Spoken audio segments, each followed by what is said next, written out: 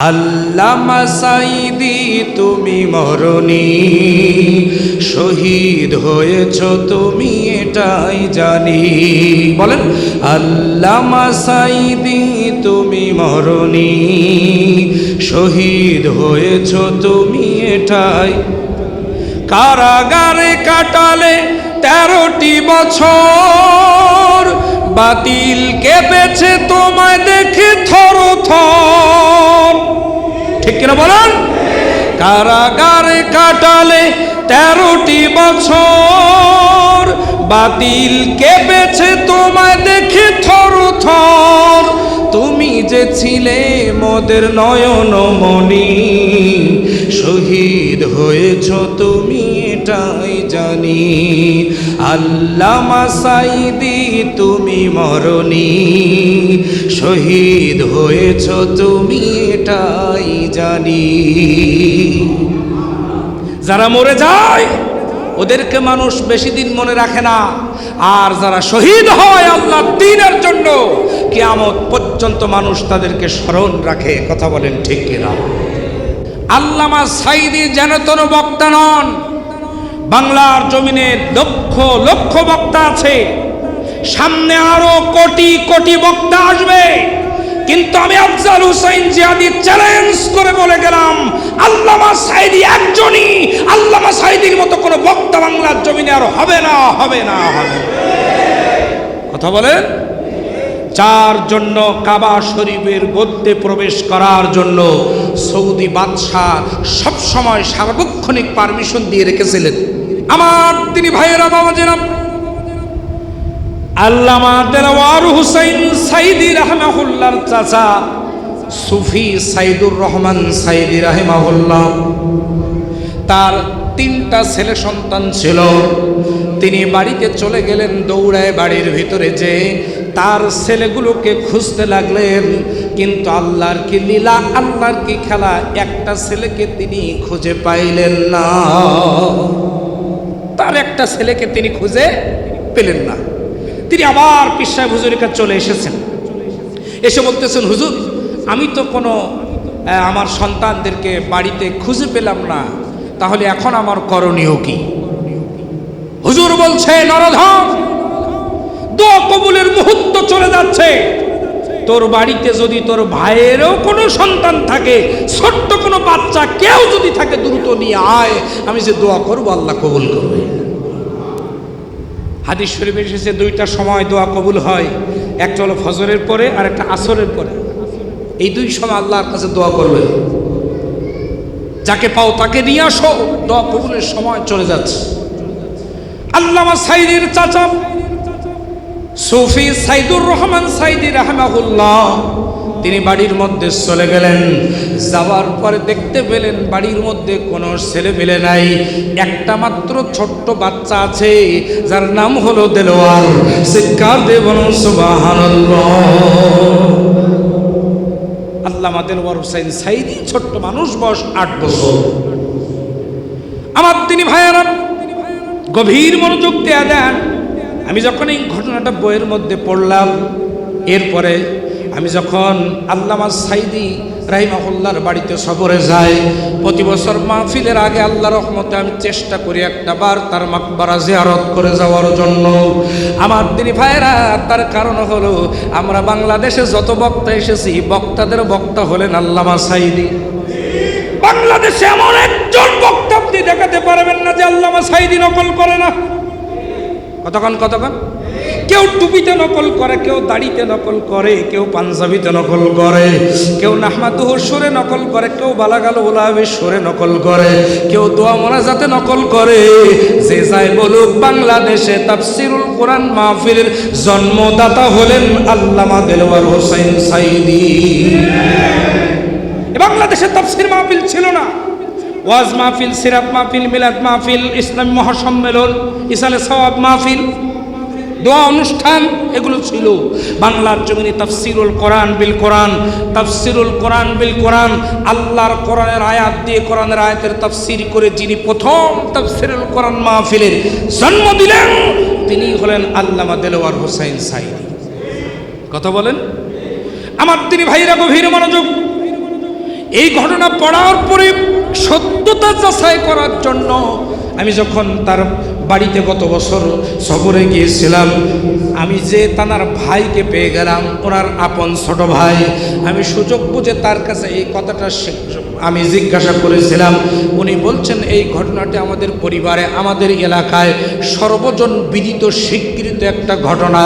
আল্লামা দেলোয়ার হোসেন সাইদি ছোট্ট 8 বছরের বালক, চাচা জান তাকে সাদা পাঞ্জাবি পায়জামা 8 টুপিটা পরাইছে।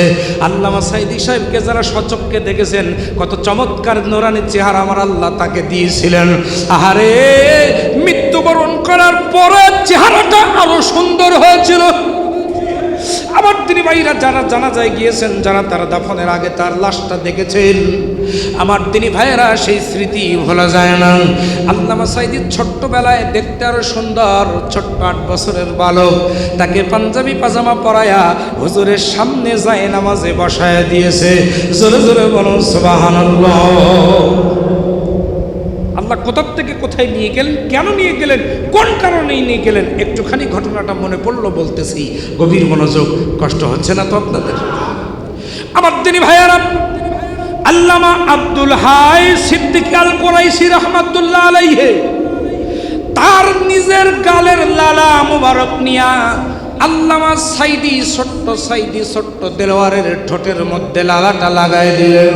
আর আল্লাহর কাছে দুটো হাত তুলে দোয়া করলেন, রব্বুল আলামিন, আমি তোমার একজন নালায়েক নাসিস নাদান বান্দা আব্দুল হাই সিদ্দিকী পীর সাহেব ফুরফুরা শরীফ, আমি আজকের দোয়া করে গেলাম, আল্লামা এই ছোট্ট বাচ্চা দেলোয়ারকে আল্লাহ পাক তুমি গোটা বিশ্বের জন্য কোরআনের খেদমতে কবুল করিও। ঘটনা এখানেই শেষ নয়। আল্লামা সাইদিকে নিয়ে চলে গেলেন তার চাচা যান বাড়িতে। এরপরে গভীর রাত যখন হলো, পীর সাহেব হুজুর চলে গেছেন ফুরফুরা দরবার শরীফে। গভীর রাত যখন হয়ে গেল, আল্লামা সাইদি তার বাবার সঙ্গে একই জায়গায় ঘুমাতেন। আল্লামা সাইদি বাবার কোলে ঘুমিয়ে আছেন, ছোট্ট মানুষ, 8 বছরের বয়স। আমার দিনী ভাইয়েরা, রাত যখন গভীর হয়ে গেছে, রাতের শেষ তৃতীয় অংশের এক অংশে আল্লামা সাইদির বাবা ইউসুফ সাইদি রাহিমাহুল্লাহ তিনি রাতের বেলা তাহাজ্জুদের নামাজ আদায় করার জন্য যখন উঠে গেছেন, আমার দিনী ভাইয়ারা, তাহাজ্জুদের সালাত আদায় করার পরে তিনি ঘড়ির দিকে তাকায় দেখলেন ফজরের নামাজ হতে এখনো প্রায় আধা ঘন্টা 1 ঘন্টা বাকি। আল্লামা ইউসুফ সাইদি রহমাতুল্লাহ আলাইহি তিনি চিন্তা করলেন, এই সময়টা আমি এখন কি করব? এক কাজ করি, যাই নামাজের পাটিতে শুয়ে শুয়ে একটু আল্লাহর জিকির করি। সুবহানাল্লাহ বলেন, আরো জোরে কন্যা সুবহানাল্লাহ। আমার দিনী ভাইরা, আমার বাবাজিরা, গভীর মনোযোগ দেয়া দেন। ছোট্ট দেলোয়ার, আল্লামা ছোট্ট দেলোয়ার সাইদি রাহিমাহুল্লাহ তিনি 8 বছর বয়স। আব্বাজান তাকে ঘুম পড়ায়া যায় নামাজে বসে বসে সুবহানাল্লাহ আলহামদুলিল্লাহর জিকির করতেছে। আমার দিনী ভাইরা, একটুখানি মিলাই নেবেন, গাছ যদি ভালো হয় ফল তার ভালো হয়, গাছ ভালো না হলে ফল কিন্তু ভালো হয় না। আমাদের দেশে আমরা যখন তাফসীর মাহফিলে যাই, মাহফিল শেষ করে স্টেজ থেকে নামার পরে অনেকেই ছোট্ট ছোট্ট বাচ্চাদেরকে নিয়ে এসে আমাদেরকে বলে, হুজুর একটু দোয়া করে দেন যেন বড় আলেম হতে পারে। আমার দিনী ভাইয়ারা, এই এলাকায় অসংখ্য মা বোন আছেন যারা হয়তো দোয়া চান, হুজুর আমার সন্তানটার জন্য একটু দোয়া করে দেন যেন আমার সন্তানটা বড় আলেম হতে পারে, আল্লাহওয়ালা হতে পারে, তাফসীর মাহফিলে যেন আপনাদের মতো বক্তব্য দিতে পারে। আমি তাদের পায়ে হাত দিয়ে অনুরোধ করে বলে যায়, শোনেন, পৃথিবীর কোনো আলেম ওলামার দোয়া লাগবে না। আপনি যদি ভালো হন, গাছ যদি ভালো হয়, ফল তারও ভালো হবে। আপনি মা, আপনি বাবা তাহাজ্জুদ পড়ে আল্লাহর জন্য দোয়া করেন, আমার আল্লাহ ওই সন্তানকে আলেম বানাতে বাধ্য। তা না করে আমাদের সমাজের বাবারা কি করে? সন্তানকে পাঠায় দোকানে ইনতাস বিড়ি কিনতে। কতক্ষণ না কেন যে এই নে 5 টাকা নিয়ে যায়, একটা ইনতাস বিড়ি কিনে নিয়ে আয়। সন্তান কিনে নিয়ে আসে, প্রথম বাবা সেটা ধরায়া সুখ টান দেয় আর উঁচু করে ফু দিয়া ধোয়া কতদূর যায় তাই দেখে। সন্তান চিন্তা করতেছে, আসলে নিশ্চয়ই এর ভিতরে কিছু আছে না। আমার আব্বা প্রতিদিন খায়, তা দিনে তো 1টা 2টা না তো 10-12টা খায়, 1-2 প্যাকেট খায়, তার মানে হয়তো মিষ্টি টিষ্টি লাগে। কি লাগে? মিষ্টি লাগে। তাই একদিন কিনতে যে আর একজনের কাছ থেকে গ্যাস লাইট হাওলাত করে নিয়ে বলতেছে অন্তত কি একটু দেখি, তাই 1-2 টান দিয়েছে। এইভাবে আস্তে আস্তে ওই সন্তানও বিড়িখোর হয়ে গেছে। কথা বলেন ঠিক? আমাদের সমাজের অবস্থা এখন তাই না? অনেক বাবা আছে, আমি নিজের চোখে দেখেছি, সন্তানকে বিড়ি তো আনতে বলে, আবার ধরায় আনতে বলে। আছে না এরকম? আপনি আপনার সন্তানের জন্য দোয়া করুন, আপনার সন্তান আল্লাহ পাকের রহমতে ভালো হতে বাধ্য। গাছ যার ভালো, ফল তার। ওই তাসবিহ পড়তেছে জায়নামাজের সেজদায় পড়ে। আমার তিনি ভাইয়েরা, হঠাৎ করে অনেকক্ষণ বাকি আছে তাসবিহ করতে করতে আল্লামা সাঈদীর বাবার একটু ঘুম ধরে গেছে। হঠাৎ করে তিনি ঘুমিয়ে গেছেন। আমার তিনি ভাইয়েরা, ঘুমের মধ্যে তিনি স্বপ্ন দেখতেছেন। আব্বাজান স্বপ্ন দেখে, ঘুমের মধ্যে তিনি স্বপ্ন দেখেন আসমান এবং জমিনের মাঝখানে যে খালি জায়গা, মহাশূন্য আমরা যেটাকে বলি, ওই মহাশূন্যের উপরে একটা জায়নামাজ ভেসে বেড়াতেছে। ওই জায়নামাজের উপরে ছোট্ট দেলোয়ার, তার সামনে আল্লাহর কোরআন কারীমটা এরকম করে খোলা, আর তিনি কোরআন পড়তেছে, আর ওই জায়নামাজটা উড়ে উড়ে গোটা পৃথিবী ভ্রমণ করতেছে। আল্লাহু আকবার বলে। আমার তিনি ভাইয়েরা, ওই তেলাওয়াত শোনার জন্য ওই পৃথিবী থেকে হাজার হাজার মানুষ ওই জায়নামাজের দিকে, আমার তিনি ভাইয়েরা, মহাশূন্যের দিকে তাকায় আছে। হঠাৎ করে এরকম সময় আল্লামা সাঈদীর বাবার ঘুম ভেঙে গেছে। ঘুম ভেঙে যাওয়ার সাথে সাথে আবার তিনি নামাজের নিয়ত করলেন। 2 রাকাত নামাজ পড়ে তিনি চোখের পানি ছেড়ে কাঁদলেন আর বললেন, আল্লাহ, কি স্বপ্ন তুমি আমারে দেখাইলা মালিক, ও মালিক, এই স্বপ্ন তুমি কবুল করবা কিনা বলো। রব্বুল আলামিন, যদি তুমি কবুল না করো তাইলে আমারে দেখালে কেন?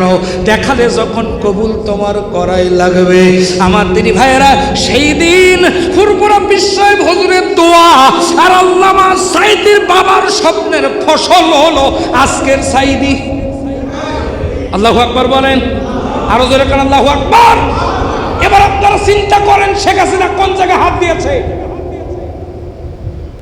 আল্লামা সাঈদী হলো আগুন, যে আগুনে হাত দিয়ে শেখ হাসিনা পুড়ে ছারখার হয়ে গেছে। কথা বলেন ঠিক কিনা?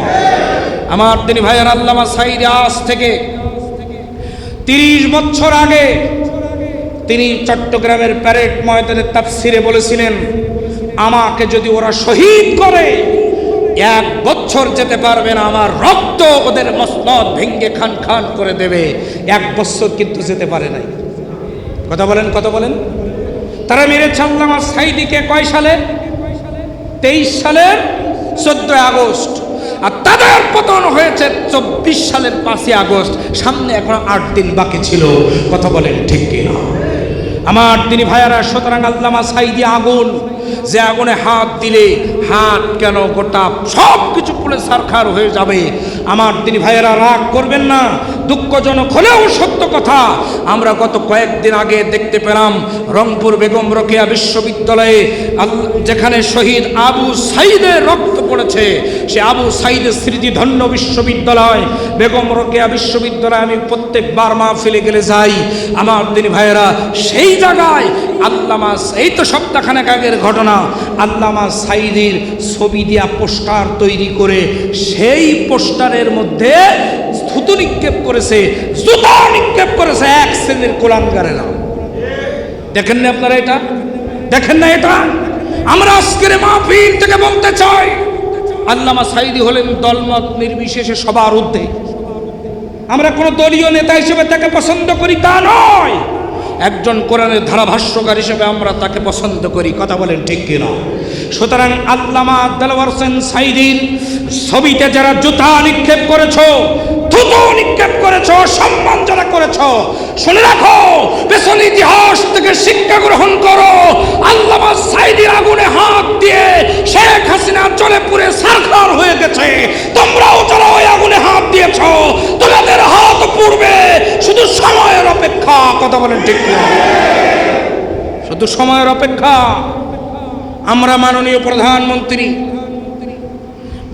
প্রধানমন্ত্রী জনাব তারেক রহমান সাহেব, আমাদের শ্রদ্ধাভাজন তিনি, আমরা তাকে বিনয়ের সাথে বলতে চাই, মাননীয় প্রধানমন্ত্রী, আপনার আম্মাজান দেশ নেত্রী বেগম খালেদা জিয়া, আল্লাহ তার কবরটা জান্নাতের উচ্চ মাকাম বানায় দিক। জোরে বলেন আমিন, আর জোরে কোন আমিন। আপনার আম্মা জান আপসহীন জননেত্রী সারাটা জীবন আল্লামা সাঈদীকে সম্মান করে গেছে। কথা বলেন, কথা বলেন। সুতরাং আমরা বলতে চাই, আপনার মায়ের সম্মানের ব্যক্তি আল্লামা সাঈদী গোটা বাংলাদেশের লক্ষ লক্ষ কোটি কোটি মানুষের হৃদয়ের স্পন্দন আল্লামা সাঈদীকে যে বা যারা অসম্মান করে জুতা পিটা করলো, ভিডিও ফুটেজ দেখে দেখে তাদেরকে গ্রেফতার করুন এবং তাদেরকে দৃষ্টান্তমূলক শাস্তি দেন। গোটা বাংলাদেশের লক্ষ লক্ষ কোরআন প্রেমিক তাওহীদি মুসলমান তাহাজ্জুদের নামাজ পড়ে আপনার জন্য দোয়া করবে।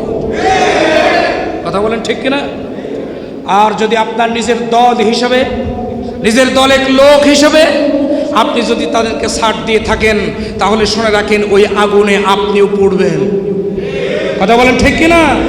আমরা কোনো দলের পক্ষে বিপক্ষে বলার জন্য এখানে আসি নাই। আলেমরা হলো সূর্যের মতো, সবাই তার থেকে আলো নেবে। আমরা একটা কথা স্পষ্ট বলতে চাই, আল্লামা সাঈদীর ব্যাপারে কোনো আপোষ নাই। কথা বলেন ঠিক কিনা? যাকে বলা হয়েছিল হুজুর, যাকে বলা হয়েছিল হুজুর, সময় আছে এখনো। সৌদি আরব, মিশর, মালয়েশিয়া, কুয়েত, কাতার, ইরান, ইরাক আপনাকে নাগরিকত্ব দিতে চায়। ওরা গ্রেপ্তার করা শুরু করেছে। আপনি চলে যান, তাহলে অন্তত বাকি দিনগুলো বিদেশের মাটিতে থেকেও অন্তত ইসলাম প্রচার করতে পারবেন। তিনি কি বলেছিলেন জানেন? তিনি বলেছিলেন, আমার ইসলামী আন্দোলনের কর্মীরা বাংলার জমিনে তারা থেকে মার খাবে, নির্যাতনের শিকার হবে ইসলামের জন্য, আর আমি সাঈদী তাদের নেতা হয়ে বিদেশে যে বসে থাকবো তা হবে না। যতদিন বেঁচে থাকবো বাংলার জমিনে আমি ইসলামের দাওয়াত, আল্লাহর দিন প্রতিষ্ঠার এজেন্ডা নিয়ে সামনে চলবো, যা হয় হবে। যেরকম আল্লাহ আজকের বলে যায়, আল্লামা সাঈদীকে যারা ভালোবাসেন, আবারও বলছি দল মত নির্বিশেষে আলোচনাটা শুনতে হবে। আল্লামা সাঈদীকে যারা ভালোবাসেন, আমি আপনাদেরকে বলতে চাই, এই উদাত্ত আহ্বান বুক ভরা আশা নিয়ে বলতে চাই, বাংলার জমিনে কোরআনের আইন প্রতিষ্ঠিত না হওয়া পর্যন্ত এই জমিন থেকে পালানোর কোনো সুযোগ আমাদের সামনে নাই। আমরা পালানো জাতি না, আমরা পালানো জাতি, আমরা মাথা নত করা জাতি। পালায় কারা? মুনাফিকেরা। কারা পালায়? যেরকম কারা পালায়? মুনাফিকেরা। আমরা আল্লামা সাঈদীর ব্যাপারে কোনো আপোষ করতে রাজি না। কথা বলেন ঠিক কিনা? আমার দিনী ভাইয়ারা, জেলখানার মধ্যে একবার না, দুইবার না, কয়েক শতবার তাকে প্রস্তাব দেওয়া হয়েছে, আপনি আলাদা একটা দল করেন, আপনার যা লাগবে আমরা তাই দেব। হুজুর আপনি হেলিকপ্টারে তাফসীর মাহফিল করবেন, আমরা তার খরচ বহন করব, আপনাকে আমরা মন্ত্রিত্ব দেবো, যা যাবেন তাই পাবেন। দল করেন আলাদা, আর একটা দলের আমির আপনাকে বানায় দেওয়া হবে। তিনি বলেছেন, আমি কোনো দলের আমির হতে আসি নাই, আমি সাঈদী এসেছি আল্লাহর কোরআনের কর্মী হতে। যেরকম আল্লাহু আকবার। প্রস্তাব প্রত্যাখ্যান করেছিলেন। যদি তিনি প্রস্তাব মেনে নিতেন, বিশ্বাস করেন তিনি আজকের বাংলার জমিনে বাকি জীবনটা হেসে খেলে নেচে বেড়াতে পারতেন। কিন্তু তিনি একটা কথা বারবার তার তাফসীরের ভিতরে বলেছেন, মুসলমান কখনো বাতিলের কাছে মাথা নত করে। আমার তিনি ভাইরা এবার আসেন, কষ্ট হচ্ছে আপনাদের? আর একটু সামনে যাব, গভীর মনোযোগ দেয়া দেন। একটা ছোট্ট হাদিস আপনাদেরকে শোনাই। আমার তিনি ভাইরা, আমার বাবাজিরা, আল্লাহর নবী, বিশ্ব নবী, খুব মনোযোগ দেবেন। জনাবে মুহাম্মদুর রাসূলুল্লাহ, একটু মহব্বতে বলেন সাল্লাল্লাহু আলাইহি ওয়াসাল্লাম। মসজিদে নববীর মধ্যে বসা, আল্লাহু আকবার বলেন। আমার নবী মসজিদে নববীর মধ্যে বসা, সাহাবায়ে কেরাম বসা। হঠাৎ করে হযরতে জিবরাইল আলাইহিস সালাতু ওয়াস সালাম নবীজির কাছে তাড়াহুড়ো করে হাজির। দেখে মনে হচ্ছে হযরতে জিবরাইল আমিন খুব ব্যস্ত, খুব পেরেশানির মধ্যে আছেন। তিনি এসে আল্লাহর নবী, বিশ্ব নবী জনাবে মুহাম্মদ রাসূলুল্লাহ সাল্লাল্লাহু আলাইহি সাল্লামের কাছে জিজ্ঞাসা করলেন, ইয়া রাসূলুল্লাহ, ইয়া হাবিবাল্লাহ, মক্কায় কি এমন, মদিনায় কি এমন ঘটনা ঘটেছে গো নবীজি? কেন জিবরাইল, কি হয়েছে? আল্লাহর হাবিব, আল্লাহ পাক আমাকে আপনার কাছে পাঠাইছেন, এই মুহূর্তে আল্লাহর আরশ থরথর করে কাঁপতেছে। আল্লাহু আকবার বলেন। মনোযোগ আছে? পরস্পর কথা বলা যাবে না, আমার দিকে মনোযোগ দিতে হবে একেবারে। আমার দিনী ভাইয়ারা, আল্লাহ রসুলের রসুল সাল্লাল্লাহু বসে আছেন, জিবরাইল আমিন এসে বলতেছেন, হে আল্লাহ রসুল, মদিনায় কি এমন ঘটনা ঘটেছে আল্লাহর আরশ এই মুহূর্তে থরথর করে কাঁপতেছে? যেরকম আল্লাহু আকবার। নবীজি বলছেন, জিবরাইল আমি তো জানি না, তুমি আবার যাও আল্লাহর কাছ থেকে জিজ্ঞাসা করে আসো, কারণ আমার আল্লাহ রাব্বুল আলামিন জানেন কি এমন ঘটনা ঘটেছে।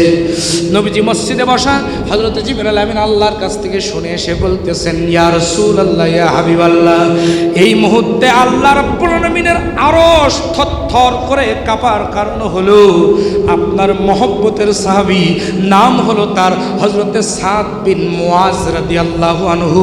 চিৎকার দিয়ে বলেন সুবহানাল্লাহ।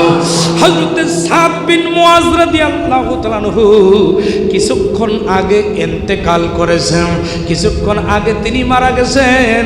ইয়া রাসূলুল্লাহ, যার মৃত্যুতে আল্লাহর আরশ থরথর করে কাঁপতেছে, তিনি দুনিয়ার জমিনে এত ভালো আমল করেছিলেন, দুনিয়ার জমিনে এত উন্নত জীবনযাপন তৈরি করেছিলেন, তার মৃত্যুতে আল্লাহ রাব্বুল আলামিনের আরশ থরথর করে কাঁপতেছে।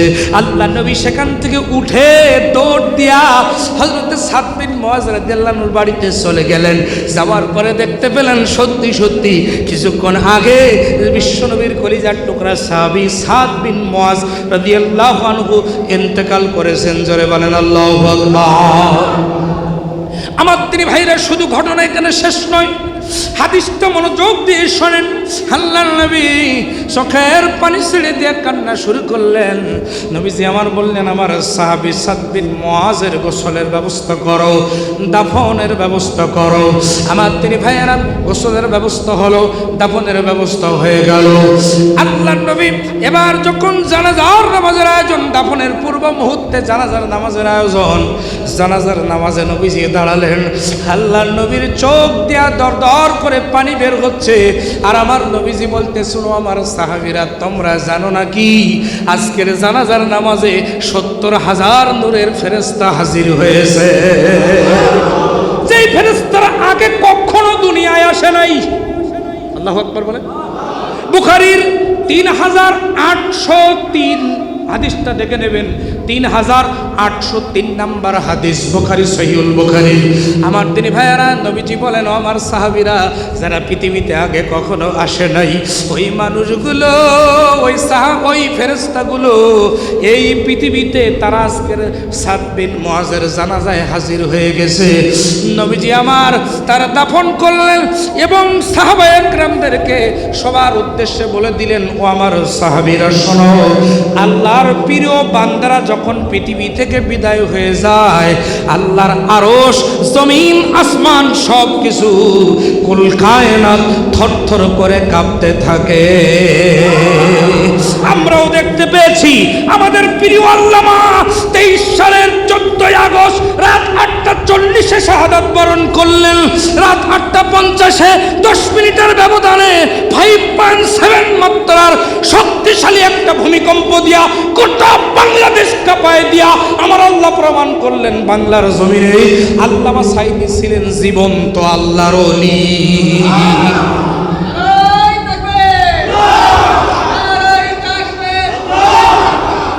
আল্লাহ আমাদের মহব্বতকে কবুল করো, আল্লামা সাঈদীর কবরটাকে জান্নাতুল ফেরদাউস বানায় দাও। জোরে কানা আমিন।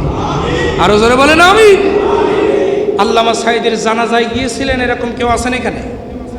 আলহামদুলিল্লাহ, অনেকে আছেন, শুকরিয়া, হাত নামান। আপনারা এবার আমাকে সাক্ষী দেবেন। আমার তিনি ভাইরা, আমার বাবাজিরা, গভীর মনোযোগ দেন।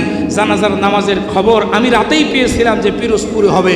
দেখেন, আল্লাহ পাক রব্বুল আলামিন জালেমদেরকে কখনো স্থায়ী করেন না। আল্লামা সাঈদীর জীবনের শেষ ইচ্ছা ছিল তার খুলনায় প্রতিষ্ঠিত দারুল কোরআন সিদ্দিকিয়া কামিল মাদ্রাসা নিজের হাতে গড়া। আমরা যারা হুজুররা, বক্তারা দেখবেন 3 বছর ওয়াজ করলে তার অবস্থা পরিবর্তন হয়ে যায়। জমি জায়গা বাড়ি গাড়ি টাকা পয়সা অট্টালিকার অভাব থাকে না। আল্লামা সাঈদী জীবনে যত টাকা ইনকাম করেছেন, আল্লামা সাঈদীর চাইতে বাংলাদেশে কোন বক্তা বেশি টাকা ইনকাম করছে, বেশি টাকা দেখছে? আমার দেখান তো, পারছে কেউ? সেই 1980-র দশকে আল্লামা সাঈদী সৌদি আরবে ওয়াজ করেছে। সৌদি আরবে 20,000 টাকা তৎকালীন সময় সৌদি সরকার তাকে উপহার দিয়েছে। পরের বছর গিয়েছেন 30-50,000 দিয়েছে। সব টাকা তিনি নিয়ে এসেছেন এবং তিনি বাংলাদেশের বিভিন্ন জায়গায়, আজকে যে সমাজ কল্যাণ পরিষদ আপনারা দেখেন গোটা বাংলাদেশে, এই সমাজ কল্যাণ পরিষদের প্রতিষ্ঠাতা হলেন আল্লামা সাঈদী। আবার গোটা বাংলাদেশে বিভিন্ন জায়গায় তিনি মাদ্রাসা করেছেন, বিশেষ করে খুলনায় করেছেন, চট্টগ্রাম করেছেন, এরপরে পিরোজপুরে করেছেন। আমার তিনি ভাইরা, তার ইচ্ছা ছিল যে খুলনায় মসজিদের পাশে তার মাদ্রাসায় কবরটা হবে, কিন্তু নাস্তিক বেঈমানেরা তিনি যেদিন মারা গেলেন ওই দিন সন্ধ্যাবেলা তারা আন্দোলন শুরু করলো যে সাঈদীর মতো কুখ্যাত রাজাকারের কবর বাংলার জমিনে আমরা হতে দেব না। নাউজুবিল্লাহ বলবেন। মারা যাওয়ার আগে আপনার মানুষের সাথে শত্রুতা থাকাটা স্বাভাবিক, কিন্তু মারা যাওয়ার পরে শত্রুতা থাকাটা স্বাভাবিক নয়। আমার দিনী ভাইয়েরা, অনেকে কি রাগ করতেছেন নাকি? রাগ করতেছেন নাকি? যেহেতু আল্লামা দেলওয়ার হোসেন সাঈদী রাহিমাহুল্লাহর জীবনী নিয়ে আলোচনা, কয়েকটা কথা না বললেই নয়। যে কথা বলতেছিলাম, পিরোজপুরে যখন খবর পেলাম, সকালবেলা গাড়ি নিয়ে রওনা দিলাম। আমার দিনী ভাইয়েরা, কিন্তু দেখতে পেলাম একটা কর্নার থেকে শুধু লোক হাজির হয়েছে যারা আমাকে সাক্ষী দেন। আমার মতো যুবক মানুষ হেঁটে যাওয়া লাগছে 12 কিলোমিটার। 12 কিলোমিটার গাড়ি যেতে পারে নাই। শুধু রাস্তায় ছিল কমপক্ষে এদিক দিয়ে বাগেরহাট, ওদিক দিয়ে একদম আপনার যত ওদিকে জেলাগুলো আছে, আমার দিনী ভাইয়েরা, প্রায় রাস্তায় কয়েক লক্ষ মানুষ ছিল রাস্তায়। আপনারা সাক্ষী দেন যারা গেছিলেন। আমার দিনী ভাইরা, আমি সেটা যাচ্ছি না, গভীর মনোযোগ দিয়ে দেন, যে পয়েন্টটা তুলে ধরার চেষ্টা করতেছি। আমার দিনী ভাইয়েরা, আল্লামা সাঈদীর জানাজা যখন শেষ হয়ে গেল, আমার দিনী ভাইয়েরা, দাফনের ঠিক পূর্ব মুহূর্তে আমার ভাইরা প্রায় ঘন্টা দেড়েকের মতো একটানা নিঝুম মুষলধারে বৃষ্টি হয়েছিল। কথা বলেন ঠিক না? আমার দিনী ভাইয়েরা, হাজার হাজার মানুষ, লক্ষ লক্ষ মানুষ, যাওয়ার কোনো জায়গা নাই। আমার ভাইরা সবাই যার যার জায়গায় দাঁড়িয়ে দাঁড়িয়ে ভিজেছে। আমার দিনী ভাইয়ারা, কার পকেটে দামি মোবাইল, কার পকেটে হাজার হাজার টাকা, কারো কোনো খেয়াল নাই। আল্লামা দেলওয়ার হোসেন সাঈদীর মহব্বতে, আল্লাহর কোরআনের মহব্বতে, রাসূলুল্লাহর মহব্বতে, আল্লাহর ভালোবাসায় সবাই দাঁড়িয়ে ভিজতেছে। আমার দিনী ভাইয়ারা, চরমোনায় বরিশালের একজন লোক, সে লোকটা চরমোনায় পীর সাহেবের দল করে, চরমোনায়ের মুরিদ। ওই লোকটা আর আমি এক জায়গায় দাঁড়িয়েছিলাম পাশাপাশি। উনি আমাকে বলতেছেন, হুজুর আপনার বাড়ি কোথায়? আমি বললাম আমার বাড়ি সাতক্ষীরা। আপনার বাড়ি কোথায় বাবাজি? বলে আমার বাড়ি হলো বরিশালের চরমোনাই। আমি বললাম যে আপনি চরমোনাই পীর সাহেবের হুজুরের ওখান থেকে এসেছেন? বলে শুধু আমি না, হাজার হাজার মানুষ সেখান থেকে এসেছে। আমার তিনি ভাইয়েরা গভীর মনোযোগ দেন, আমি তার কাছে পাশে দাঁড়িয়ে আছে। আমি বললাম, আল্লামা সাঈদী সম্পর্কে আপনি কি দেখলেন এখানে এসে? আমার তিনি ভাইয়েরা, আমার বাবাজিরা, তিনি আমাকে বলতেছেন, হুজুর আজকে কয়েকটা স্মৃতি আপনাদের মাঝে তুলে দিয়ে যায়। জানি না আর হয়তো দেখা হবে কিনা, হায়াত মৌতের কথা বলা যায় না। আজকে রাতে আমি মাহফিল শেষ করে বাড়ির উদ্দেশ্যে যখন যাব, রাস্তায় রোড অ্যাক্সিডেন্টে পৃথিবীর জমিন থেকে বিদায় হয়ে যেতে পারি। আপনারা হয়তো খবর শুনতে পারেন, হুজুর পৃথিবীর জমিন থেকে বিদায় হয়ে গেছে। কয়েকটা স্মৃতি তুলে ধরে যায়। আমার তিনি ভাইয়েরা, আল্লামা দেলওয়ার হোসেন সাঈদীর ব্যাপারে ওই লোকটা আমাকে বলতেছে, হুজুর আমার পকেটের মধ্যে 18,000 টাকা ছিল, একটা মোবাইল ছিল, কোথায় জানি পড়ে গেছে, কে নিয়ে নিয়েছে আমি জানি না, পড়ে গেছে হয়তো বা কি হয়েছে আমি জানি না, তবে আমার কোনো আফসোস নাই, আমি আল্লামা সাঈদীর কপালে একটা চুমা দিতে পেরেছি, এটাই আমার মনের সান্ত্বনা। আমার তিনি ভাইরা, কথাটা শুনে আমি চোখের পানি ধরে রাখতে পারলাম না। আরে কি আমরা হারাইছি, কি আমরা হারাইছি। আমার তিনি ভাইয়ারা, আমার বাবাজিরা, এবার বৃষ্টি যখন থেমে গেল, আল্লামা সাঈদী রাহিমাহুল্লাহকে দাফন করা হলো। এবার ওখান থেকে বাইরে আসলাম, গাড়ি নিয়ে যখন টান দিলাম, আমার তিনি ভাইয়েরা, আশপাশের সব জেলায় আমার পরিচিত লোকজনের কাছে খোঁজ দিলাম। আমার মনে কেন জানি একটা খটকা লাগলো, যে একটু খোঁজ নিয়ে দেখলাম শুধু ওই জায়গাটাই ছাড়া আর কোথাও বৃষ্টি হয় নাই। আমার ভাইয়েরা, আপনারা বলবেন হ্যাঁ হুজুর এটা আল্লাহ রাব্বুল আলামিন ওই সময় বৃষ্টি দিয়েছেন হয়েছে, হ্যাঁ এটা ঠিক, কিন্তু আপনি ওই হাদিসটা কোন জায়গায় নিয়ে যাবেন? আমার নবীজি বলতেছেন আলেমের বিদায়ে আলম কাঁদে। আল্লাহু আকবার বলেন। আলম মানে সৃষ্টি, আলম মানে কি বলেন? এটা জোরে কোন আলম মানে কি? আলেমের বিদায়ে। কোন আলেম? আলেমের সঙ্গে আমরা অনেকে জানি না, আমরা মনে করি মাথায় বড় পাগড়ি আছে, জুব্বা আছে, টুপি আছে, দাড়ি আছে, ওই বড় আলেম। হ্যাঁ, আমরা মনে করি না? আমাদের দেশে দেখবেন আলেমের অভাব আছে নাকি? বহু আলেম আছে বাতিলের সাথে হাত মিলা, কতক্ষণ না কেন আপনারা? বহু আলেম আছে ইসলামী আন্দোলনের বিরুদ্ধে ফতোয়া দেয়। আজকে যদি বাংলাদেশে ওলামায়ে হাজরাতগুলো ঐক্যবদ্ধ থাকতো, বাংলা জমিনের চিত্র ভিন্ন হতে পারতো ভাইয়ের আমার। যদি ঐক্যবদ্ধ থাকতে পারতো, তা আলেমদের ভিতরে দেখেন দলমত পার্থক্য আছে না? সবাইকে আলেম বলা যায় না। আলেমের সংজ্ঞা দেখেন, ইবনে হাজার আসকালানী রাহমাতুল্লাহ আলাইহি বলছেন আলেমের সংজ্ঞা হলো এলেম অনুযায়ী যিনি আমল করেন তিনি আলেম। এলেম অনুযায়ী যিনি আমল করেন তিনি আলেম। আমরা দেখতেছি ইসলামী আন্দোলন করা ফরজে আইন করতেছি না, ও আলেম না জালেম। কথা বলেন ঠিক কিনা? আমার দিনী ভাইরা গভীর মনোযোগ দিয়ে কথাগুলো শুনতে হবে। যে কথা বলতেছিলাম, আল্লাহ রাসূল বলতেছেন হাক্কানে আলেমের বিদায়ে আল্লাহর আরশ তো কাঁপে, জমিন আসমান তো কাঁপে এবং আলম কাঁদে। আল্লাহু আকবার বলেন। আল্লামা সাঈদীর ওই জায়গা ছাড়া আর কোথাও বৃষ্টি হয় নাই। আল্লাহু আকবার বলেন। এবার লক্ষ্য করেন নবীজিকে আমার আল্লাহ বলছেন। এই পয়েন্টটা বলেই আমি আলোচনার শেষের দিকে নিয়ে যাব। আপনাদের কষ্ট হচ্ছে আমি বুঝতেছি, আর একটু যাবো সামনে। আমার দিনী ভাইয়েরা গভীর মনোযোগ দিয়ে দেন, বেশি সময় আপনাদের কষ্ট দেব না। তাবারক প্যাকেটিং শেষ হলে আমার আলোচনা শেষ, কারণ আমার পরে আর একজন প্রধান বক্তা আছে তাবারক রহমতুল্লাহ আলাই। কি বলেন? ওইটার জন্য আপনারা বসে নাই তো? হ্যাঁ, সবাই তো জবাব দিলেন না।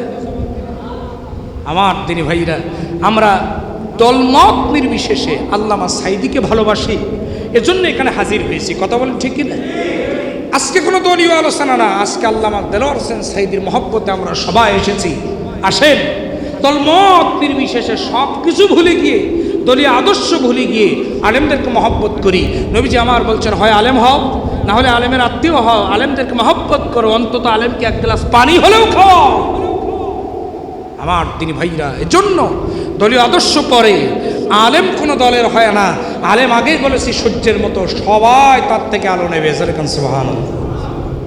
আমার দিনী ভাইয়েরা, আমার বাবাজিরা, যে কথা বলতেছিলাম, আমার আল্লাহ রাব্বুল আলামিন তার হাবিবকে বলেছেন ওয়ারাফা'না লাকা যিকরাক, হে রাসূল আমি আপনার জিকিরকে, আপনার স্মরণকে, অর্থাৎ আপনার নামকে বিশ্বময় দিনের পর দিন, দিনের পর দিন, দিনের পর দিন শুধু বাড়াতেই থাকবো, কমবে না।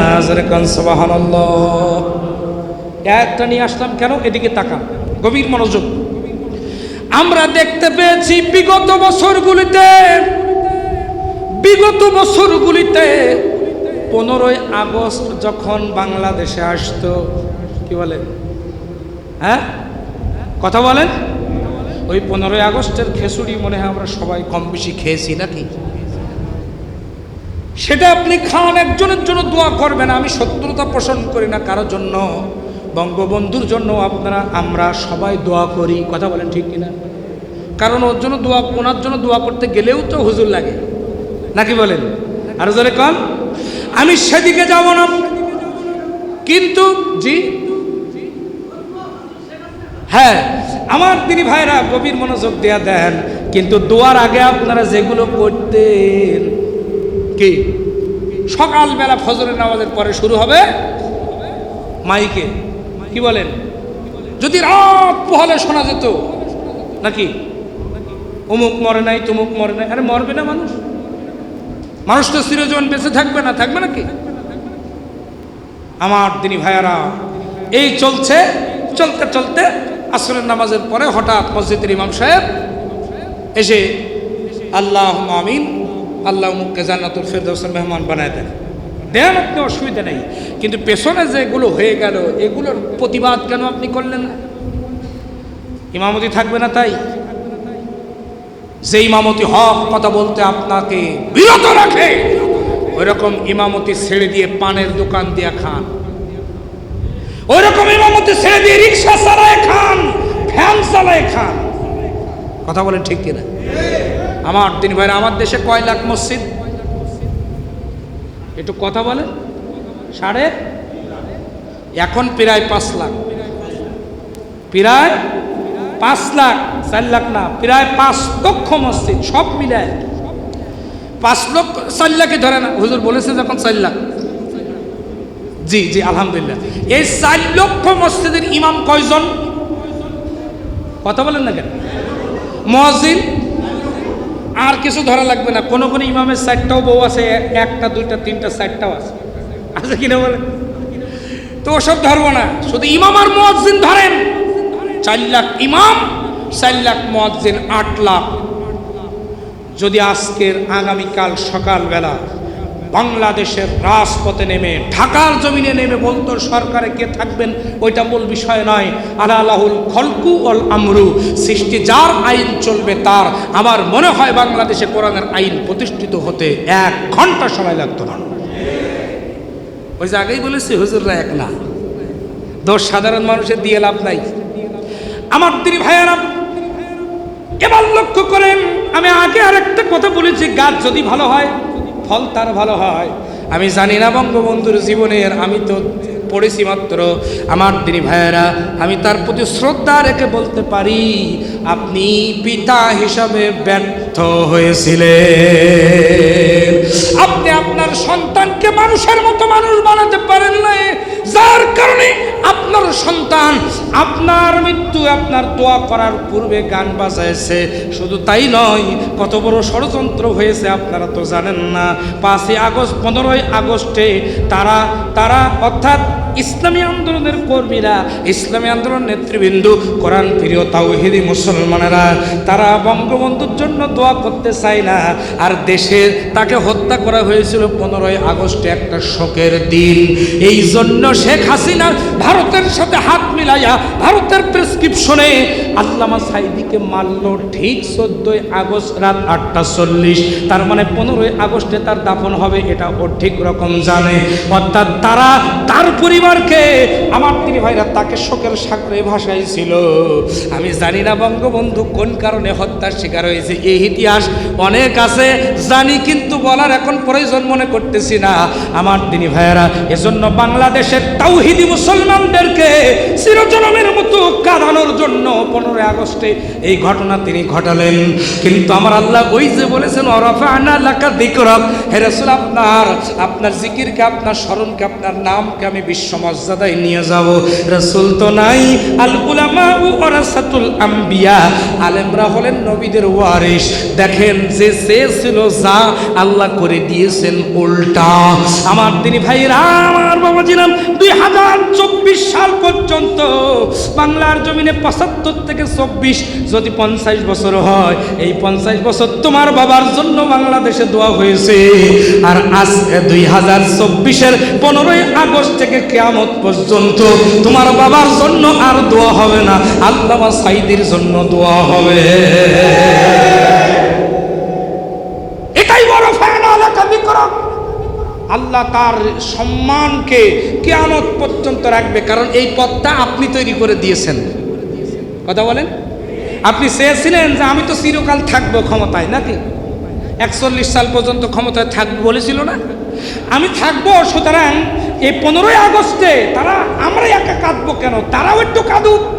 তা তাদের সবচেয়ে বড় নেতাকে আল্লামা সাঈদীকে মেরে দাও, তাহলে তাদের কলিজা আঘাত লাগবে। কিন্তু সে বুঝতে পারে নাই, আল্লামা সাঈদীকে মারলেই যে পৃথিবীর জমিন থেকে কোরআনের গায়ে হাত দিলে যে তাকে বিদায় নিতে হবে, এটা সে বুঝতে পারে নাই, জানতে পারে নাই। আমার দিনী ভাইয়ার, আমার বাবাজিরা, এজন্য আল্লাহ এমন একটা সিস্টেম করে দিয়েছে, 50 বছর তোমার বাবার জন্য দোয়া হয়েছে বাংলার জমিনে, আর তোমার বাবার জন্য দোয়া কোনোদিন হবে না। যারা করবে করবে, কিন্তু এমন সিস্টেম তুমি করেছো, 15ই আগস্ট অন্তত আর হবে না। এখন থেকে আল্লামা সাঈদীর জন্য দোয়া। আজকের গোটা বিশ্বে হাজার হাজার মাহফিল হচ্ছে, প্রত্যেকটা মসজিদে আমার দিনী ভাইরা আল্লামা সাইদি রুহের মাগফিরাতের যে দোয়া হচ্ছে, আমরা আল্লাহর কাছে দোয়া করি রব্বুল আলামিন যেন আমাদের প্রিয় আল্লামাকে জান্নাতুল ফেরদাউসের মধ্যে তুমি নসিব করে দিও, জোরে বলেন আল্লাহুম্মা। এবং আমাদের সকলকে আল্লাহ পাক রব্বুল আলামিন সেই জান্নাতুল ফেরদাউসের মধ্যে তুমি আমাদেরকে ঠাঁই করে দিও, জোরে বলেন আল্লাহুম্মা আমিন। ও আল্লাহ, তুমি তাকে দেখো, দলমত পার্থক্য থাকতে পারে, কিন্তু আমরা এখানে উপস্থিত হয়েছি মানে আমরা আল্লামা সাইদিকে ভালোবাসি। আর আল্লামা সাইদির কথা বারবার বলতেছি কেন? আল্লামা সাইদিকে আমরা কেন ভালোবাসি, কিসের জন্য?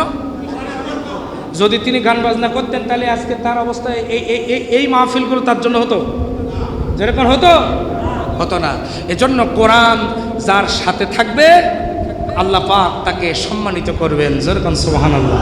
সুতরাং আপনি আমরাও যদি কোরআনের সাথে থাকি আল্লাহ পাক আমাদেরও ইজ্জত সম্মান বৃদ্ধি করে দেবে, যেরকম আল্লাহুম্মা আমিন। সুতরাং আল্লাহর কাছে দোয়া করি, আল্লাহ যাদেরকে আমরা মনে করতাম এই যুব সমাজ নষ্ট হয়ে গেছে, রাস্তার পাশে বসে বসে মোবাইলে গেম খেলে, এ যুব সমাজ দিয়ে আর কিচ্ছু হবে না, এ যুব সমাজ নামাজ পড়ে না, অনেক মুরব্বীরা ফতোয়া দেয়, কি বলে? আমি একটা কথা আপনাদের কাছে বলতে চাই, মসজিদে কাউকে আপনি বাধা দিতে পারবেন না। অনেক সময় ছোট ছোট বাচ্চারা আসলে আমরা বাধা দিই, কি বলি? কাতারগুলোর মাঝখানে যদি তারা দাঁড়ায় তাহলে আমরা তাদেরকে সরায় ধাক্কা দিয়ে পেছন দেয়, কি বলেন এরকম? ও তখন কি করে জানেন? বাচ্চারা তো দুষ্টামি করবে, আমি তো করেছি না? ওই তো এই কথাটাই আমি বলতে চাচ্ছিলাম, ভাইজান বলেছেন যে ওই বয়সে তো আমরা নামাজই পড়িনি, এই জন্যই তো আমাদের এই অবস্থা। আজকে দেখেন ওই ছোট্ট ছোট্ট বাচ্চাদেরকে যখন ধমক দিয়ে আপনি মসজিদ থেকে বের করে দেবেন, ওই বাচ্চাগুলো যে দাঁড়াবে ক্লাম বোর্ডের আড্ডায়, ওরা যে তাসের আড্ডায় দাঁড়াবে, টেলিভিশনের সামনে যে দাঁড়াবে, যেখান থেকে কেউ তাড়ায় দেয় না। কথা বুঝতে পেরেছেন? এজন্য ছোট্ট ছোট্ট বাচ্চাদেরকে ধমক দিয়ে মসজিদ থেকে তাড়িয়ে দিবেন না। তুরস্কের মসজিদে, প্রত্যেকটা মসজিদে, বড় বড় মসজিদে লেখা আছে, যদি নামাজের সময় তোমাদের মসজিদের পেছনে অর্থাৎ নামাজের কাতারের পেছনে ছোট্ট ছোট্ট বাচ্চারা যদি ডিস্টার্ব না করে, চেঁচামেচি না করে, মনে রাখবা তোমাদের ভবিষ্যৎ অন্ধকার। আল্লাহ রাসূল সাল্লাল্লাহু আলাইহি ওয়াসাল্লাম খেজুর রাখতেন পকেটে, সুবহানাল্লাহ বলেন। ছোট্ট বাচ্চারা আসলে পকেট থেকে বের করে দিয়া খেজুর দিয়া দিতেন, ওই লোভে লোভে আসতো, ইমান ভেতরে আল্লাহর ভয় পয়দা হয়ে যেত, নামাজ ধরে ফেলতো, নামাজ ছাড়তো না, সুবহানাল্লাহ বলেন। আর আপনি যদি তাদেরকে ধমক দিয়ে তাড়িয়ে দেন তাহলে কিন্তু তারা নষ্ট হয়ে যাবে। এজন্য ছোট্ট ছোট্ট বাচ্চাদেরকে, বিশেষ করে যুবকদেরকে, অনেক যুবক লজ্জায় নামাজ পড়তে আসতে পারে না। আমার সাথে অনেকের ফোনে কথা হয় যে হুজুর এতদিন পর্যন্ত আমরা নামাজ পড়ি নাই, যৌবনের তাড়নায় অনেক কিছু করছি, গুনাহ করছি, বিভিন্ন কিছু করছি, হুজুর ফিরে যেতে মন চায়, কিন্তু মানুষের অনেককে অনেক কথা বলে, যার কারণে মসজিদে যেতে লজ্জা পায়। বলবেন না, বরং তাদেরকে ডাকবেন, তাদেরকে গায়ে হাত বোলাবেন, যুবকদেরকে মসজিদে আনবেন। কারণ আমরা বলছিলাম না, যারা যে সমস্ত যুবকদেরকে আমরা মনে করতাম এদের দিয়ে কিচ্ছু হবে না, ও মুরব্বীরা, সেই সমস্ত যুব সমাজ যখন দেশের প্রশ্ন এসেছে সব কিছুকে ডাস্টবিনে নিক্ষেপ করে তারা বুক পেতে দিয়ে বলেছে, বুকের ভিতরে তুমুল ঝড়, বুক পেতেছি গুলি কর, যুবকদের রক্তের বিনিময়ে আজকে আমরা এখানে বসে আল্লামা সাইদি দোয়া অনুষ্ঠান করতে হচ্ছে। যদি এই আন্দোলন ব্যর্থ হতো, যদি যুবকদের এই আন্দোলন ব্যর্থ হতো, আমাদের মতো হুজুরদের রাস্তার মোড়ে মোড়ে কোরা ছায়া দিত, জবাই করে দিত, কি বলেন? আমার দিনী ভাইয়ারা, আল্লাহর নবীর সাহাবী হযরতে জারির রাদিয়াল্লাহু তাআলা ঘটনাটা মনে পড়ল, 2 মিনিটে বলি। বিশাল তাফসীর মাহফিল হচ্ছে, নবীজি হলেন বক্তা, সুবহানাল্লাহ বলেন। বক্তাকে নবীজি, গোটা বিশ্বের শ্রেষ্ঠ বক্তাদের শ্রেষ্ঠ বক্তা আল্লাহর নবী, বিশ্ব নবী ওয়াজ করতেছেন, ময়দানে কোথাও জায়গা নাই, একটা তিল ফেলাবেন এরকম একটাও জায়গা নাই। আমার দিনী ভাইয়েরা, আমাদের মতো ভাঙ্গা চোরা মানুষরা যখন তাফসীর করে আল্লাহর কোরআনের বরকতে, মানুষগুলো পিনপতন নীরবতা হয়ে কোরআন শোনে, আর নবীজি তাফসীর করতেছেন, ময়দানে জায়গা নাই। নবীজি আমার বক্তব্যের মাঝখানে লক্ষ্য করে দেখলেন একজন যুবক সাহাবী, নাম হলো হযরতে জারির রাদিয়াল্লাহু আনহু। এক সাইডে দাঁড়িয়ে আছেন, বসার জায়গা পান নাই। আমার নবীজির গায়ের মধ্যে একখানা চাদর ছিল, নবীজি ওই চাদরখানা বক্তব্যের মধ্যেই খুললেন। বক্তব্যের মধ্যে খুলেন, হযরতে জারিরের দিকে নিক্ষেপ করে বলতেছেন, ইজলিস ইয়া জারির, ও জারির তুমি আমার চাদরের উপরে বসে পড়ো। জোরে বলেন সুবহানাল্লাহ। হযরতে জারির রাদিয়াল্লাহু তাআলা তিনি যখন নবীজির চাদরখানা পেলেন, নবীজি বললেন, দাঁড়িয়ে দাঁড়িয়ে আলোচনা শুনতেছো, কষ্ট হচ্ছে, তোমার কষ্ট দেখে আমি নবী আমারও খারাপ লাগতেছে, চাদরটা বিছায়া বসো। হযরতে জারির চাদরখানা ক্যাচ ধরলেন, চাদরখানা ধরে বুকের সাথে জড়ালেন। একবার কপালে লাগান, একবার চোখে লাগান, একবার মুখে লাগান, একবার সুমা খায়, একবার বুকে লাগায়, আর আল্লাহর কাছে দোয়া করে বলে, আকরামাকাল্লাহ কামা আকরামতানি ইয়া রাসূলুল্লাহ। ওগো নবীজি, আজকে আপনার চাদরে কি পৃথিবীর কোনো মানুষ বসতে পারে নাকি? আপনি যেমন আমাকে সম্মান দিলেন, আমার আল্লাহ যেন আপনার সম্মানকে কোটি কোটি গুণে বৃদ্ধি করে দেয়। নবীজি যুবকদের সম্মান দিয়েছেন, আপনি কেন দেবেন না? তাদের রক্তের উপরে ইসলাম প্রতিষ্ঠিত হয়েছে। দেখেন, যুগে যুগে কালে কালে এই পৃথিবীতে ইসলামের বিরোধিতা করেছে বুড়োরা। আল্লাহর হস্তে মুরব্বীরা রাগ করবেন না, কারণ ওই যৌবন কালটা আপনিও পার করে এসেছেন, অভিযোগের সুযোগ নাই।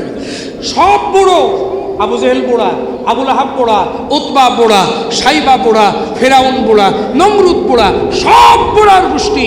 আর ইসলামের জন্য জীবন দেওয়ার প্রশ্ন আসলে আগে রুখে দাঁড়িয়েছে যুব সমাজ। হযরতে আবু বকর, হযরতে উমর, হযরতে উসমান, হযরতে আলী, যত সাহাবী আপনি দেখবেন জীবন দিয়ে শহীদ হয়েছেন, সব হযরত খালিদ বিন ওয়ালিদ, এরপরে যত সাহাবী সব যুবক মানুষ। আল্লাহু আকবার, আর আল্লাহু আকবার। সুতরাং সেই যুব সমাজ ফুসলে উঠল, বুকের ভিতরে তুমুল ঝড়। রংপুর বেগম রোকেয়া বিশ্ববিদ্যালয়ের সামনে দিয়ে আমি যখন যাই, আহারে ওই জায়গাটায় গেলে কলিজাটা থরথর করে কেঁপে ওঠে। এই তো সেই জায়গা যেখানে আবু সাঈদ বুক চিতিয়ে বলেছিল। এই কথা বলার সঙ্গে সঙ্গে আবু সাঈদকে গুলি করা হয়েছে।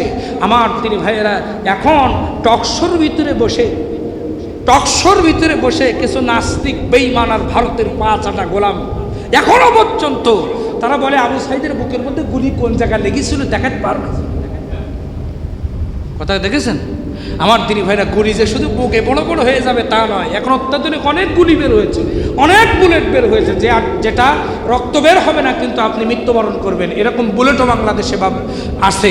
আমার দিনী ভাইয়েরা, আবু সাঈদ শহীদ হলো একজন যুবক তরুণ, আর পেছনের দিকে ফিরে তাকাই নাই। চিৎকার দেবেন আল্লাহ। তারা একটাই কথা, দেশের জন্য বুক দেব কিন্তু পিঠ দেব না। মানে আমরা পালিয়ে যাব না, আমরা সম্মুখ যুদ্ধ করে দেশের জন্য যতক্ষণ আছি ততক্ষণ লড়ব। একজন পুলিশ সদস্য বলতেছে, স্যার মারি একটা আসে 10টা, এতগুলি কই পাবো? চিৎকার দেবেন আল্লাহ। প্রথম ঘন্টা যখন বেজে যায়, গুলি থাকে না, গুলিও তখন ফুরিয়ে যায়। কথা বলেন, কথা বলেন। আমার তিনি ভাইয়েরা, আমার বাবাজিরা, কি নিষ্ঠুর ভাবে তারা ছাত্রদেরকে পিটিয়েছে। আহারে শহীদ ইয়ামিন, আসহাবুল ইয়ামিন, আমার তিনি ভাইয়েরা, তার শাহাদাতটা আপনারা দেখলে ইউটিউবে সার্চ দিয়ে পাবেন, এখনই যদি দেন, শহীদ আসহাবুল ইয়ামিন, যাকে শহীদ ইয়ামিন বলে সবাই চেনে।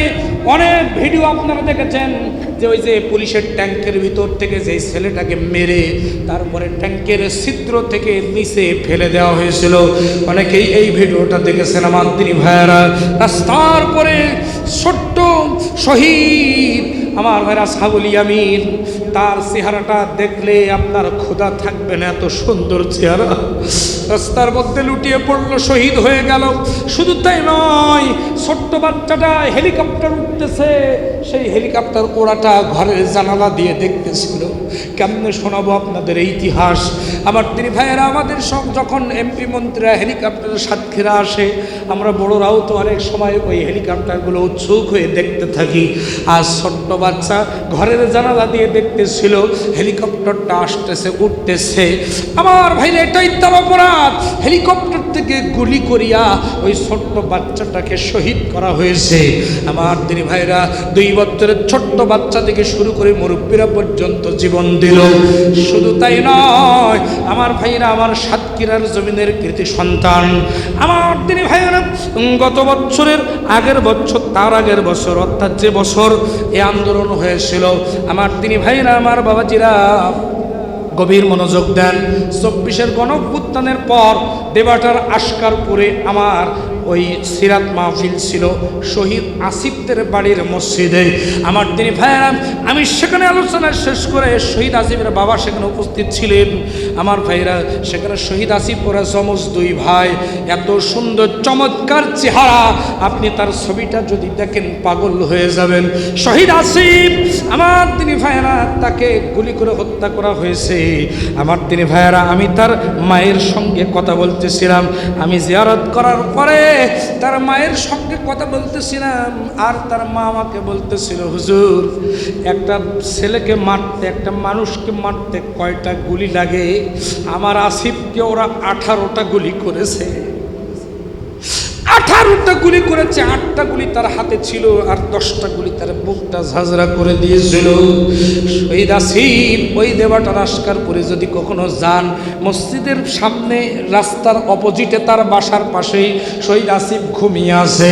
আমার দিদি ভাইয়েরা, আমি সেদিন ওই মাকে সান্ত্বনা দিতে পারি নাই, শুধু বলেছিলাম, মা আপনি চিন্তা করবেন না, আসিফের সঙ্গে আপনার আল্লাহর জান্নাতের সিঁড়িতে দেখা হবে। অসংখ্য শত শত হাজার হাজার শহীদ ছাত্ররা তাদের মাকে ডেকে ডেকে বলেছে, মা গো তুমি কাঁদছো কেন একলা বাড়িতে?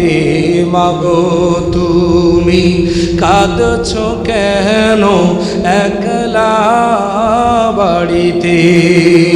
তোমার আমার দেখা হবে মা গো,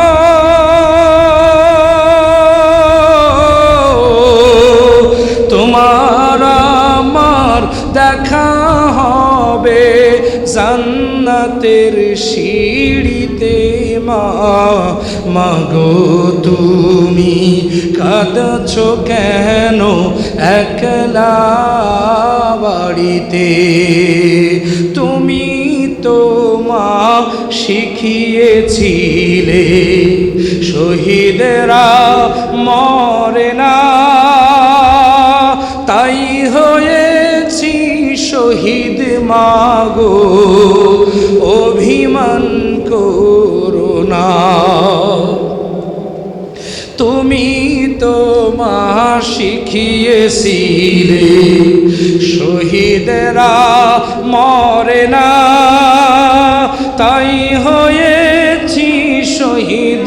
মা গো অভিমান করো না, জিহাদ থেকে পারি কি মা? মা গো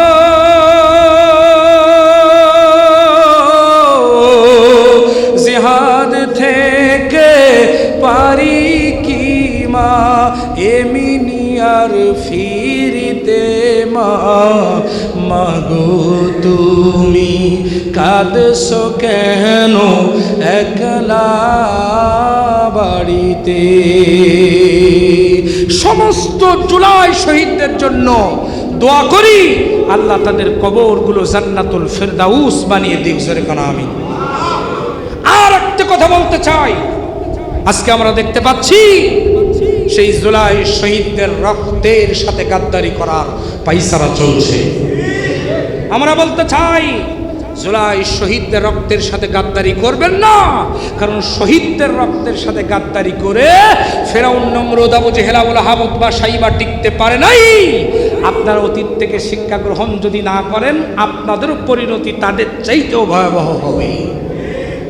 আমার তিনি ভাইয়ারা, যারা শহীদদের জুলাইয়ের শহীদদের রক্তের সাথে গাদ্দারি করে, এদের সাথে আমাদের কোনো সম্পর্ক, যেরকম সম্পর্ক আমরা আল্লাহর কোরআন, আল্লাহ রসুলের হাদিস, জুলাইয়ের চেতনা, আমার তিনি ভাইরা বদর, উহুদ, খন্দক, কারবালার চেতনা, কথা বলেন ঠিক কিনা? সুতরাং সেই চেতনা নিয়ে এ বাংলাদেশকে সুশৃঙ্খল ক্ষুধা দারিদ্র মুক্ত একটি ইসলামী কল্যাণ রাষ্ট্রে পরিণত করতে পারবো না যতক্ষণ আমাদের এই কণ্ঠ রোধ হবে না ততক্ষণ। কথা বলেন ঠিক কিনা? আমাদের শহীদরা আমাদের প্রেরণা, আমাদের শহীদরা আমাদের অনুপ্রেরণা, তাদের দেখেই আমাদেরকে সামনে অগ্রসর হতে হবে। আল্লাহ আমাদের সকলকে কবুল করুন, জোরে বলেন আমিন। বিশ্বের গণ অভ্যুত্থানের সকল শহীদ এবং আমাদের থেকে যারা চির জনমের মতো গহীন অন্ধকার কবরে শায়িত হয়েছেন, প্রত্যেকের রূহের মাগফিরাতের উদ্দেশ্যে দোয়া অনুষ্ঠান শেষ করে আমরা তোমার কয়েকজন গুনাহগার বান্দা এবং বান্দিরা মিলে তোমার দরবারে কাঙ্গাল ভিখারির মতো দোকানে হাত পেতেছি। মেহেরবানি করে আমাদের দুরুদ ও সালামটুকু সোনার মদিনায় নবী পাকের রওজা মোবারকে পৌঁছায়া দাও।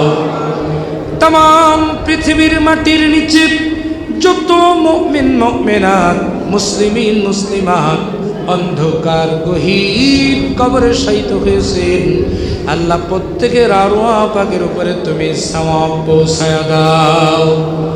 আল্লাহ তাআলা বিশেষ করে আমরা যারা হাত তুলেছি, আমাদের মধ্যে যাদের জনম দুঃখিনী মা, একটা অক্ষর মা